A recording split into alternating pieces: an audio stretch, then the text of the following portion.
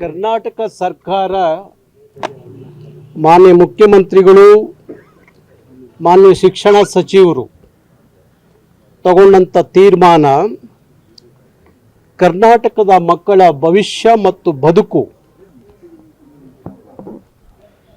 ಅದನ್ನು ಮನಸ್ಸಲ್ಲಿ ಇಟ್ಕೊಂಡು ಐತಿಹಾಸಿಕವಾದಂಥ ತೀರ್ಮಾನವನ್ನು ಕರ್ನಾಟಕ ಸರ್ಕಾರ ತಗೊಂಡಿದೆ.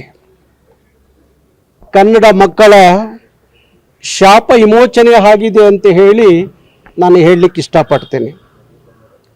ಹಿಂದಿಯ ಹೇರಿಕೆ, ಹಿಂದಿಯ ದಬ್ಬಾಳಿಕೆ ಎಷ್ಟು ಮಟ್ಟಿಗೆ ಕನ್ನಡದ ಮಕ್ಕಳ ಭವಿಷ್ಯವನ್ನು ಹಾಳು ಮಾಡ್ತಿತ್ತು ಅಂದರೆ 2024ರಲ್ಲಿ ಒಂದು ಹಿಂದಿ ಸಬ್ಜೆಕ್ಟಿಂದ ಭಾಷೆಯಿಂದ ಸುಮಾರು 90,000 ಮಕ್ಕಳು SLCಯಲ್ಲಿ ಫೇಲ್ ಆದಂಥದ್ದು. 2025ರಲ್ಲಿ 1,40,000 ಮಕ್ಕಳು ಒಂದು ಹಿಂದಿ ಭಾಷೆಯ ಸಬ್ಜೆಕ್ಟಿಂದ ಫೇಲ್ ಆದಂಥದ್ದು.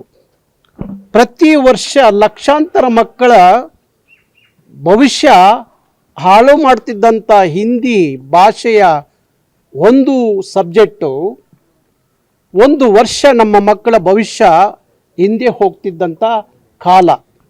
ಬಹುಶಃ ನಿನ್ನೆ ತಗೊಂಡಂಥ ಕರ್ನಾಟಕ ಸರ್ಕಾರ ತಗೊಂಡಂಥ ತೀರ್ಮಾನ ಕನ್ನಡ ಮಕ್ಕಳ ಇಲ್ಲಿವರೆಗೂ ಏನು ಶಾಪಗ್ರಸ್ತರಾಗಿದ್ದಂಥ ಮಕ್ಕಳ ವಿಮೋಚನೆ ಆಗಿದೆ ಅಂತ ಹೇಳಿ ನಾನು ಹೇಳಲಿಕ್ಕೆ ಇಷ್ಟಪಡ್ತೀನಿ. ಅದಕ್ಕಾಗಿ ಕರ್ನಾಟಕ ಸರ್ಕಾರವನ್ನು, ಮಾನ್ಯ ಮುಖ್ಯಮಂತ್ರಿಗಳನ್ನು, ಮಾನ್ಯ ಶಿಕ್ಷಣ ಸಚಿವರಾಗಿರುವಂಥ ಮಧು ಬಂಗಾರಪ್ಪನವ್ರನ್ನ ಕರ್ನಾಟಕದ ಕನ್ನಡಿಗರ, ಕನ್ನಡದ ಮಕ್ಕಳ ಪರವಾಗಿ ನಾನು ವಿಶೇಷವಾಗಿ ಅಭಿನಂದಿಸ್ತೇನೆ. ಇಂಥ ತೀರ್ಮಾನ ಆಗಬೇಕು. ಯಾಕೆಂದರೆ ಕರ್ನಾಟಕ ರಕ್ಷಣಾ ವೇದಿಕೆ ಸುಮಾರು 27 ವರ್ಷಗಳಿಂದ ದ್ವಿಭಾಷಾ ಸೂತ್ರ ಜಾರಿಗೆ ಬರಬೇಕು ಕರ್ನಾಟಕದಲ್ಲಿ ಅನ್ನುವ ತೀರ್ಮಾನಕ್ಕೆ ನಾವು ಬಂದಂಥದ್ದು. ನಿರಂತರವಾಗಿ ಆ ಚಳವಳಿಯನ್ನು ಮಾಡಿಕೊಂಡು ಬಂದಂಥದ್ದು. ಈಗ ನಿನ್ನೆ ನಾನು ಸನ್ಮಾನ್ಯ BJPಯ ರಾಜ್ಯಾಧ್ಯಕ್ಷರಾಗಿರುವಂಥ ವಿಜೇಂದ್ರ ಅವರ ಹೇಳಿಕೆಯನ್ನು ಗಮನಿಸಿದೆ. ಅವರು ಹಿಂದಿ ಕಲಿಕೆಯನ್ನು ಕೈಬಿಟ್ಟ ಕಾರಣಕ್ಕೆ ಕನ್ನಡದ ಮಕ್ಕಳ ಭವಿಷ್ಯದ ಬಗ್ಗೆ ಮಾತಾಡಿದ್ದಾರೆ.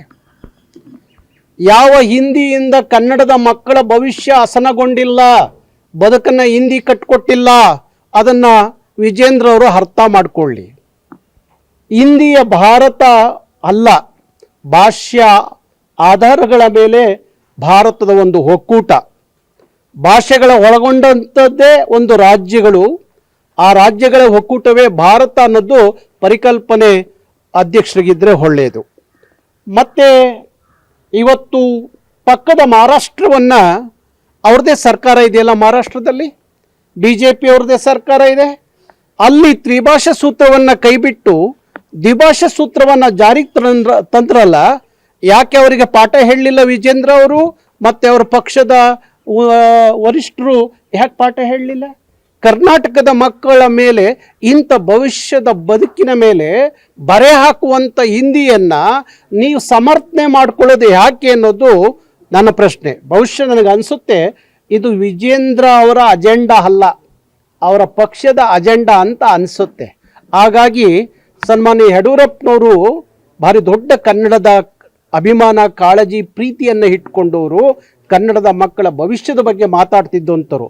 ಅಂಥವರ ಪುತ್ರ ವಿಜೇಂದ್ರ ಅವ್ರಿಗೂ ಅದೇ ಕಾಳಜಿ, ಕಳಕಳಿ ಇರಬೇಕು ಹೊರತು ನೀವು ನಿಮ್ಮ ಪಕ್ಷದ ಅಜೆಂಡಕ್ಕಾಗಿ ಕನ್ನಡದ ಮಕ್ಕಳ ಭವಿಷ್ಯವನ್ನು ಬಲಿ ಕೊಡಬೇಡಿ ಅಂತೇಳಿ ನಾನು ಹೇಳಲಿಕ್ಕೆ ಇಷ್ಟಪಡ್ತೀನಿ. ಹಾಗಾಗಿ ಕರ್ನಾಟಕ ಸರ್ಕಾರದ ತೀರ್ಮಾನವನ್ನು ಇಡೀ ಕನ್ನಡಿಗರು ನಾವು ಅಭಿನಂದಿಸ್ತೀವಿ.